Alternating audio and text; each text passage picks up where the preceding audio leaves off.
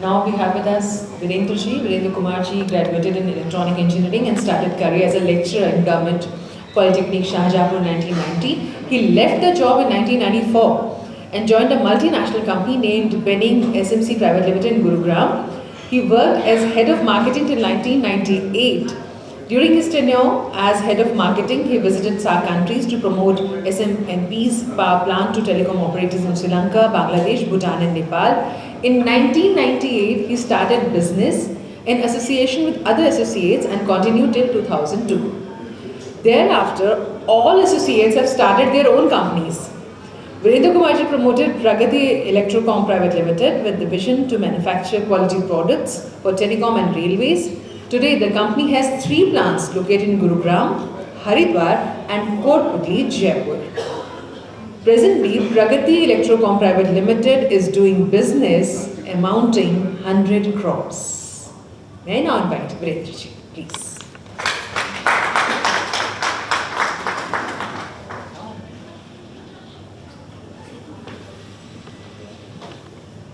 Good evening, ladies and gentlemen, and all dignitary और सभी chief guests. Thank you मिट्टी foundation, ताकि हमें कुछ कहने को मौका मिला. अपना जो एक्सपीरियंस है वो शेयर करने को मिट्टी फाउंडेशन ने हमें मौका दिया. इसके लिए बहुत बहुत मिट्टी फाउंडेशन को धन्यवाद. मैं छोटा सा अपना परिचय दूंगा और कंपनी के बारे में दूंगा, क्योंकि मेरी 9 बजे एक जगह कमिटमेंट है, तो मैं रिक्वेस्ट कर रहा था जाने के लिए, लेकिन इन्होंने कहा कि कुछ एक्सपीरियंस अपना शेयर करें. तो मैंने 1989 में मैंने इंजीनियरिंग किया और इंजीनियरिंग करने के बाद जैसा कि इन्होंने बताया, मैंने एज ए गेस्ट लेक्चरर मैं ज्वाइन किया गवर्नमेंट पॉलिटेक्निक शाहजहाँपुर. और वहाँ पे जब लगा कि परमानेंट नहीं होगा, तो फिर हमने वहाँ छोड़ के फिर दिल्ली आ गए. दिल्ली में यहाँ पे हमने एक छोटी सी कंपनी ज्वाइन की जो ईपीएस बनाती थी. और 1994 में हमने ज्वाइन की एक Indo German joint venture company थी उसको. और वहाँ पे हमें सार्क कंट्रीज में विजिट करने को मौका मिला एज ए मार्केटिंग हेड, और काफ़ी कुछ लर्न करने को मिला. फिर 1998 में हमने एक पार्टनरशिप में कंपनी शुरू किया, जिसमें 4 पार्टनर थे उसी कंपनी के. और जैसा कि आप लोगों को पता है कि पार्टनरशिप की कंपनियां बहुत मुश्किल से 1% भी सर्वाइव नहीं करती हैं. तो हम लोग तो 4 पार्टनर थे, लेकिन फिर भी हमने मैच्योरिटी के साथ डिसाइड किया कि parallelly we should start our own company also. तो मैंने 2002 में प्रगति इलेक्ट्रोकॉम प्राइवेट लिमिटेड काम से हमने शुरू किया. और प्रगति के पास आज 3 प्लांट है. एक हरिद्वार में है, एक गुड़गांव में है, एक है कोटपुतली जयपुर.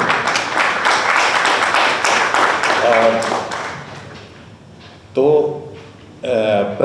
प्रगति जो गुड़गांव में है, यहाँ पे हम डिफरेंट टाइप्स के पावर सप्लाई बनाते हैं जो कि टेलीकॉम को देते हैं, और इंडियन रेलवे में भी ये प्रोडक्ट अप्रूव्ड है.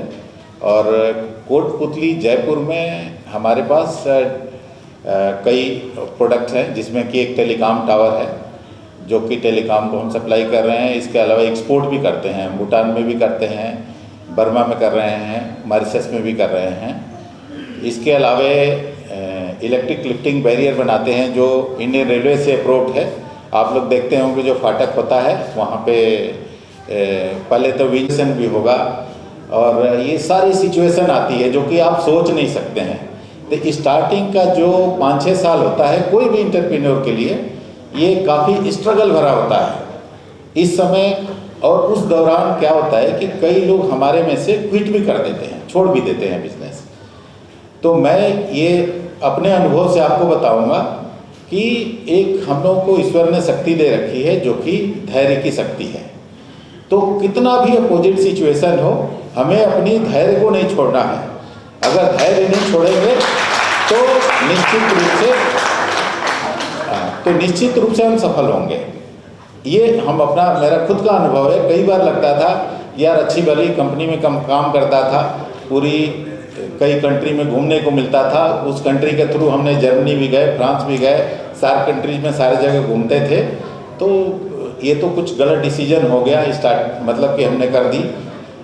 लेकिन एक चीज़ है कि अगर आप पेशेंस रखते हैं तो निश्चित रूप से आप सक्सेस होंगे। और पॉजिटिव हमेशा सोच रखिए, क्योंकि जो भी समय चल रहा है किसी भी तरह से है, क्योंकि हमेशा अप्स डाउन तो आता रहेगा लाइफ में, तो वो परमानेंट नहीं है। अगर किसी भी बड़ा से बड़ा कोई बिलियन में है, कोई उससे भी बड़ा है, कितना भी बड़ा बिजनेसमैन हो, उसके भी अप्स डाउन चलते हैं। तो बिजनेस में ये it is a part of our life, part of business, ये सारी चीज़ें चलेंगी। और जो चीज़ आप उस स्ट्रगल में हम लर्न करते हैं, जो सीखते हैं, वो मैं मानता हूँ कि वो दुनिया के ना किसी किताब में सीख सकते हैं, ना किसी कॉलेज में सीख सकते हैं। और वो हमारा सबसे बड़ा एसेट होता है, वो पूरी लाइफ चलता है। क्योंकि हमने भी स्क्रैच से शुरू किया है। एक साधारण टीचर था, टीचर के बाद वहाँ भी नौकरी परमानेंट होने का कोई चांस नहीं था गवर्नमेंट में, तो मैंने बिजनेस शुरू कर दिया।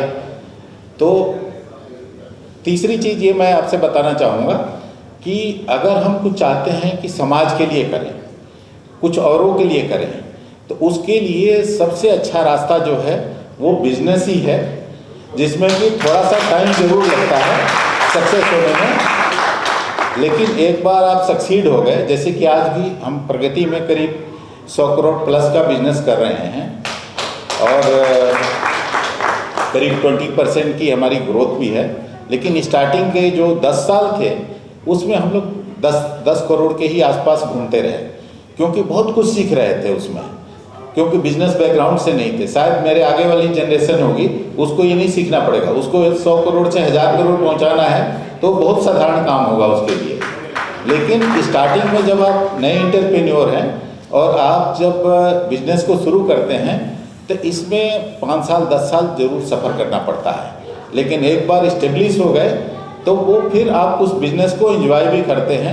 अभी हमारे पास बहुत सारा फ़ोन नहीं आता है, कुछ भी नहीं आता है, क्योंकि बहुत सारे लोग हैं हैंडल करने वाले बिजनेस में। तो धीरे धीरे, लेकिन जब तक हम 10 करोड़ तक पहुंचते हैं तो उसमें बहुत सारा तरह की डिफरेंट फाइनेंशियल प्रॉब्लम होगी।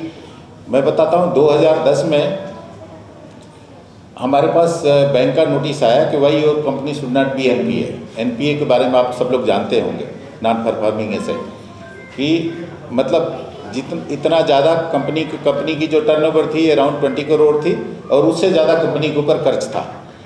लेकिन हमने पेशेंस के साथ काम किया, पूरी डेडिकेशन के साथ किया, और 2015 आते आते कंपनी के पास मतलब सारा जो लोन था, सब कुछ था, वो हमने सारा पे ऑफ कर दिया और कंपनी के पास एक अच्छा जो है फंड भी क्रिएट हो गया और वहाँ से फिर तेज़ी से हमने ग्रोथ करना शुरू किया। तो ये सारी लर्निंग फेज में ये सारी चीज़ें आती हैं। तो जो भी नए मतलब कि एंटरप्रेन्योर अपना शुरू किए हैं या नए बिजनेस शुरू करना चाहते हैं, उन सब के लिए मेरी शुभकामना है। और जब भी मतलब कि आप काम शुरू करें तो किसी एक्सपीरियंस आदमी से, जो भी नया बिजनेस शुरू किया है, जो सफ़र किया है, उससे आप गाइडलाइन लें, एक अच्छी प्लानिंग करें और उस प्लानिंग के साथ और उसको इम्प्लीमेंट करने के लिए पूरी जी जान से काम करें। शुरू के 5-7 साल जो है पूरी मेहनत के साथ काम करें, आपकी सफलता पक्का आएगी, इसमें कोई दो राय नहीं है। तो सभी नए एंटरप्रेन्योर जो नया बिजनेस शुरू करना चाहते हैं उनके लिए बहुत बहुत मेरी शुभकामना है। Thank you very much. नमस्ते।